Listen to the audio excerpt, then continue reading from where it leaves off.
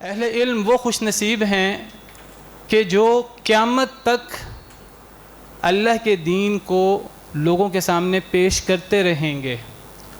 قیامت تک کوئی نہ کوئی جماعت ایسی رہے گی جو اللہ کے دین کو لوگوں کے سامنے پیش کرتی رہے گی، جو حق پر رہے گی، اور لوگ اس جماعت کی مخالفت کریں گے، اس جماعت کی راہ میں روڑے اٹکائیں گے، ان کو ختم کرنے کی کوشش کریں گے، ان کو نقصان پہنچانے کی کوشش کریں گے، لیکن نبی کریم صلی اللہ علیہ وسلم نے پیش گوئی فرمائی کہ ان کی مخالفت کرنے والے نقصان نہیں پہنچا سکیں گے، ان کو ختم نہیں کر سکیں گے۔ آزمائشیں آئیں گی، لیکن قیامت تک ایک جماعت جو ہے وہ باقی رہے گی جو اللہ کے دین کو لوگوں کے سامنے پیش کرتی رہے گی۔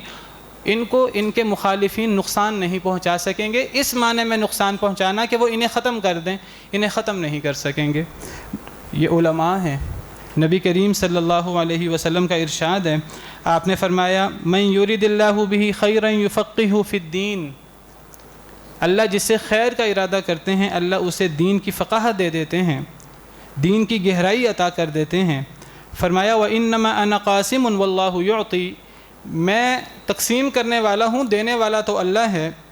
وَلَن تَزَالَ هَذِهِ الْأُمَّةُ قَائِمَةً عَلَى أَمْرِ اللَّهِ لَا يَضُرُّهُم مَّنْ خَالَفَهُم، آپ نے فرمایا ایک جماعت ہمیشہ اللہ کے حکم پر قائم رہے گی، لا يضرهم من خالفهم، ان کے مخالفین انہیں نقصان نہیں پہنچا سکیں گے، حتی یأتی اللہ بامری، حتیٰ کہ قیامت آ جائے۔ یہ پوری حدیث ہے جو میں نے آپ کے سامنے ذکر کی۔